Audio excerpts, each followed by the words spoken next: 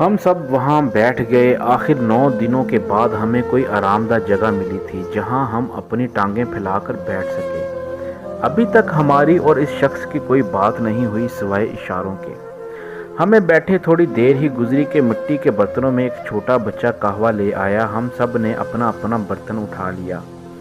قہوہ پیتے ساتھ ہی ہم سب پر جیسے نیند طاری ہو گئی، اور ایسی نیند طاری ہوئی کہ ہمیں دنیا و مافیا سے بے خبر کر گئی۔ جب ہمیں ہوش آئی تو ہم سب رسیوں سے جکڑے ہوئے تھے۔ ہمیں صرف اتنا یاد تھا کہ ہم نے قہوہ پیا تھا۔ اس کے بعد کیا کچھ ہوا، کیا کچھ نہیں معلوم۔ ہم جس جگہ بندھے ہوئے تھے یہ وہ جگہ بھی نہیں تھی جہاں ہم نے قہوہ پیا تھا۔ آہستہ آہستہ ہم سب ہوش کھو گئے۔ خود کو ایک اس قدر بے بس دیکھ کر ہمیں اپنی حالت پر شدید رونا آیا۔ یا خدا، یہ کیا آزمائش ہے! ایک مصیبت ختم نہیں ہوتی